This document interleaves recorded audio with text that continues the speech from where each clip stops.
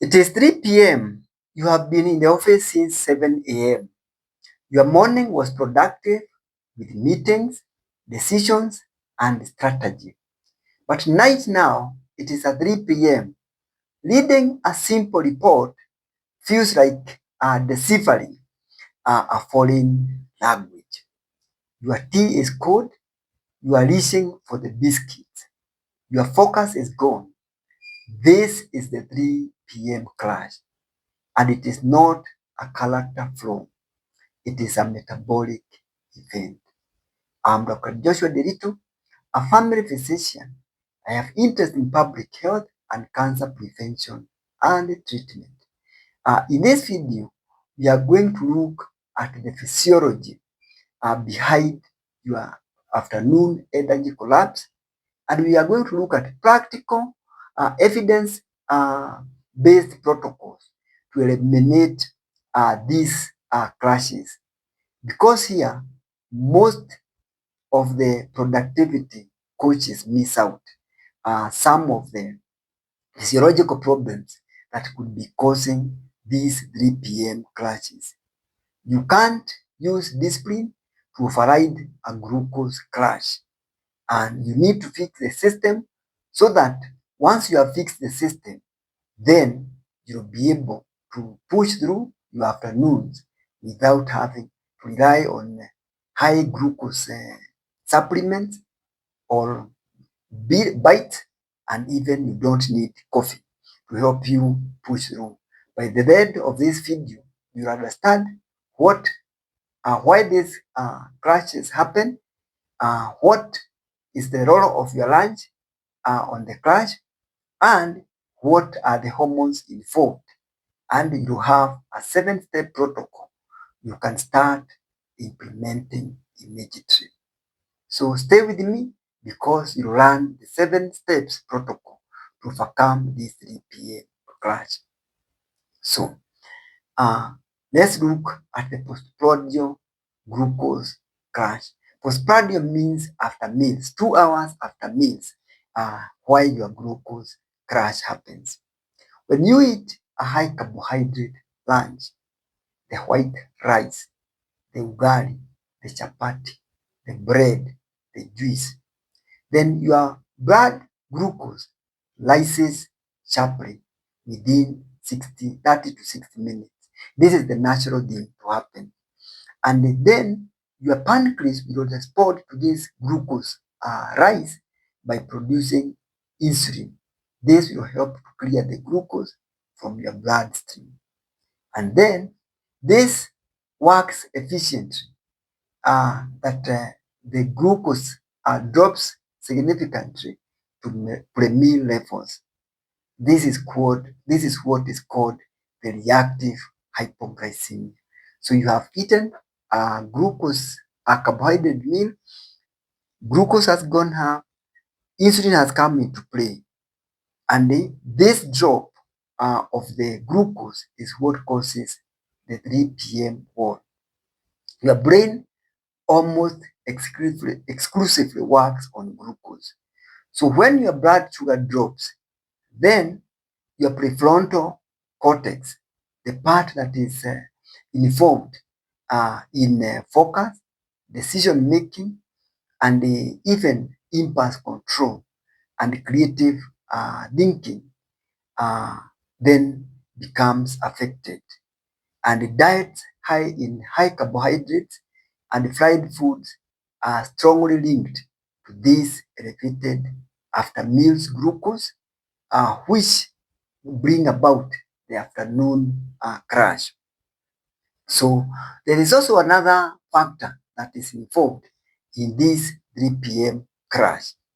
Cortisol, which is your primary stress hormone and alertness hormone, follows a particular circadian curve, and it peaks from 7 a.m. up to 9 a.m. This is why your mornings you feel energized because of the presence of the cortisol, and it declines progressively as the day moves on, and then it reaches its lowest point between 2 to 4 p.m. And this is the normal physiology. This is how your body is supposed to react. It is not a problem. But it is combination of the glucose crash, as I've said, that your glucose goes up, then it goes down. Now plus the insulin, the cortisol that goes down, that amplifies these energy slumps dramatically. So chrononutritional research are done in the Nature journal showed that insulin sensitivity decreases through the day.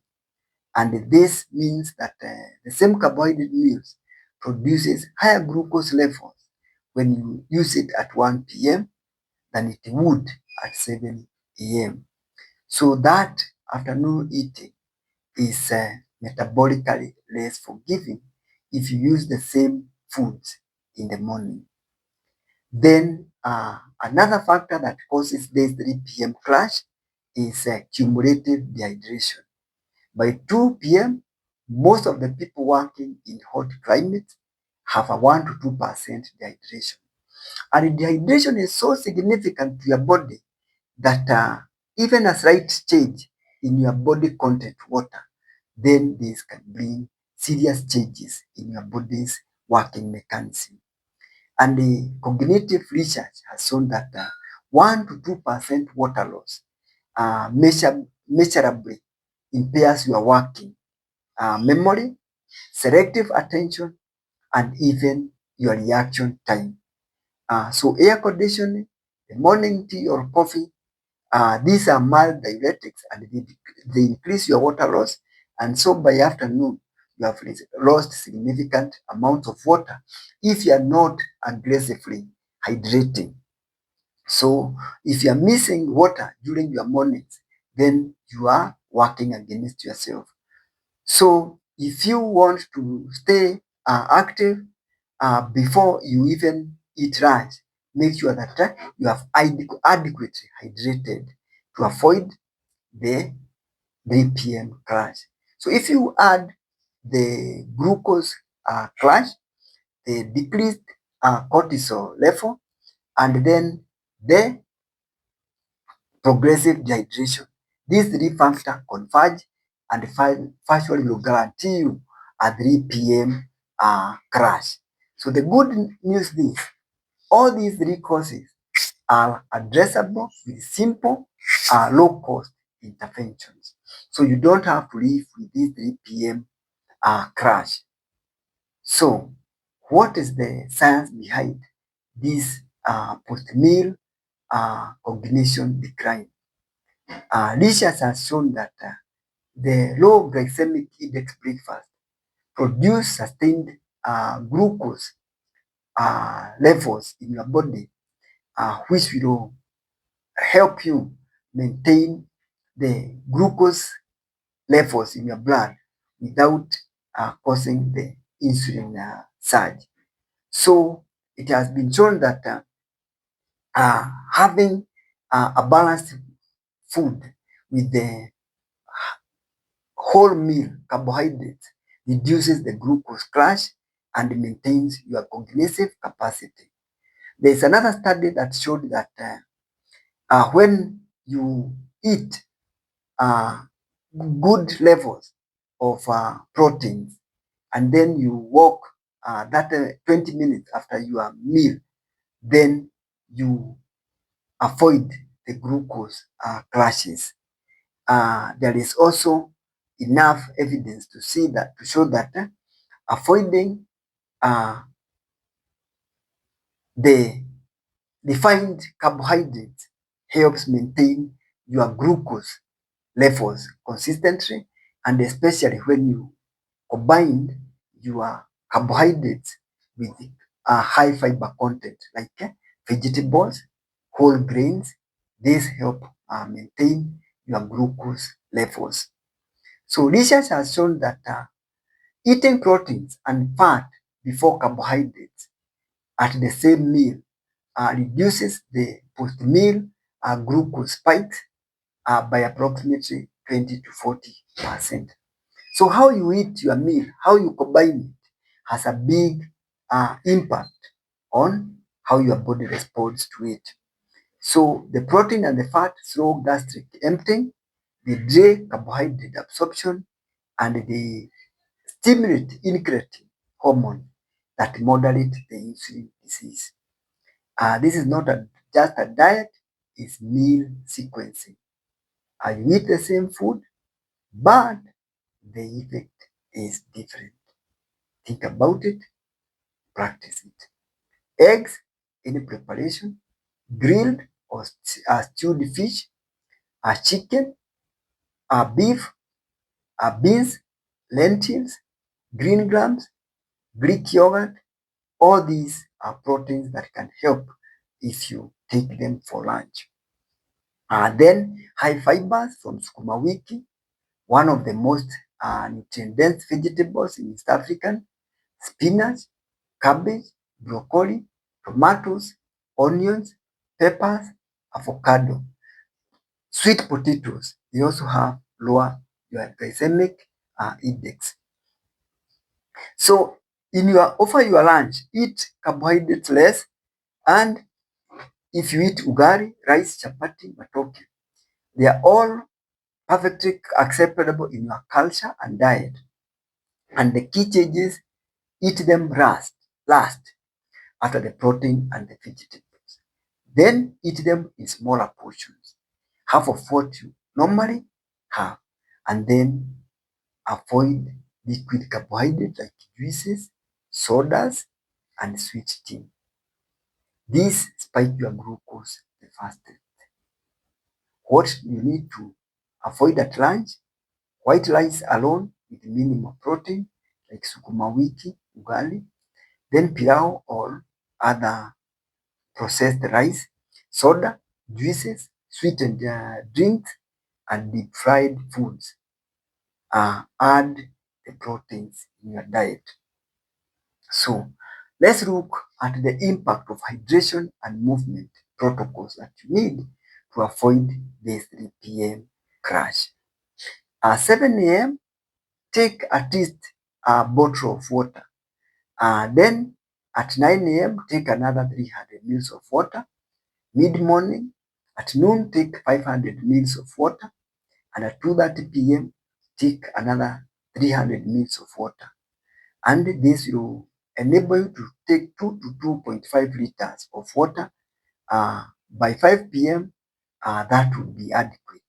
So keep a water bottle visible at your work desk so that you keep drinking. When you make it obvious, then you make it practical. Then after your lunch, take a 20-minute walk, just walking around the block. This helps you to stimulate your suprachiasmatic nucleus. No phone, no podcast, just a quiet, pure movement and environmental reset. So return to your desk now after the walk, and you will notice the clarity. Every 60 to 90 minutes at your desk, take a small break, 2 to 3 minutes. You can stretch, you can go and take water, you can take 5 deep breaths, and these micro movement patterns will prevent the cumulative glucose fatigue and the energy crash that you experience. Remember, movement is medicine, and building your muscles is one of the core strategies to use your insulin, uh, to use your glucose efficiently, and also helps maintain your longevity. Why not coffee? The adenosine blocker argument. Caffeine works by blocking adenosine receptors, the receptors that signal sleep pressure. Afternoon caffeine after 2 p.m. delays the adenosine signal, and which should be building toward restful sleep at night. This reduces deep sleep quality, which tomorrow means tomorrow's cortisol peak is going to be blunted, and tomorrow's focus will be more compromised because of that. So you don't need more caffeine the next day. Its dependent cycle is masquerading as productivity strategy, but is actually lacking your productivity and your achievement. So the work that you need is far much better than crashing your energy with caffeine. So without that caffeine, you'll be more energetic, you'll balance your hormones, and you will be able to concentrate in better ways. So let's look at the chronobiology involved in all this. Work with your biology, not against it. Most productivity systems ignore your biology. They treat the brain as a constant, just work harder system. Focus more and eliminate distraction. But your brain is not consistent and it is not constant. It is a biological organ and it runs on glucose and responds to hormones. And it depends on that circadian rhythm. So working your biology means that you schedule your highest cognition tasks when your biology supports them, and your lowest stakes tasks when your brain is at its lowest capacity. So from 6 to 8 a.m., you have a peak cortisol level. So it is ideal for planning, priority setting, and strategic thinking. Between 9 to 12 p.m., peak focus window. Do your deep work, lighting, complex decision, and creative output. Between 12:30 and 1, you have your lunch. Uh, put your protein first, carbohydrate last, 20 minutes mindful break, and between 1 and 2:30, secondary focus. Have meeting, collaborative work, review task. Between 2:30 and 4, there is a circadian dip. So do administration work, emails, filing, low task stakes, and then take your 10-minute walk at 3 p.m. Between 4 and 6 p.m., you have another cortisol recovery process. So do lighter meetings, planning the next day, and review your work. Between 8 and 10 p.m., read down, no screen, uh, no emails, prepare for your sleep. And this will help you maintain your energy, maintain your focus, and have high productivity. So the 7-step executive protocol. 1. Drink 500 ml of water before noon every day.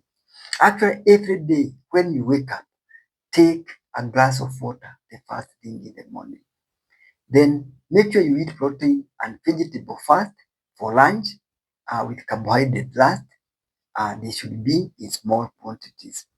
Then walk 10 minutes after your lunch between 2:45 and 3 p.m. No coffee after 1 p.m. You can take green tea if you need something, or you can just take water. Then schedule your deep work before noon, and then schedule your administrative and meetings between 2 and 4 p.m. Then sleep by 10 p.m. This protects your tomorrow morning and protects your cortisol peak. Then track your 3 p.m. energy out of 10 every day for 7 days, and what you measure, you are able to manage. Remember, you are not lazy. You are neither weak. You are learning a biological system which has been poorly optimized, and that is fixable. The African professional today is managing more complexity, more pressure, and more responsibility than generations before us.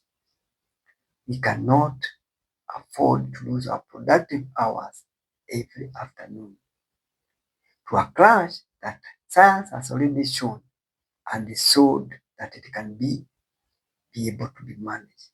Prevention is not expensive, but neglect is.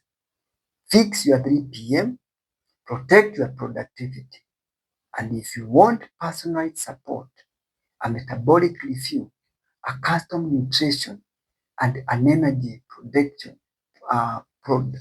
protocol, designed for your body. Then join the Health Inside 360 program.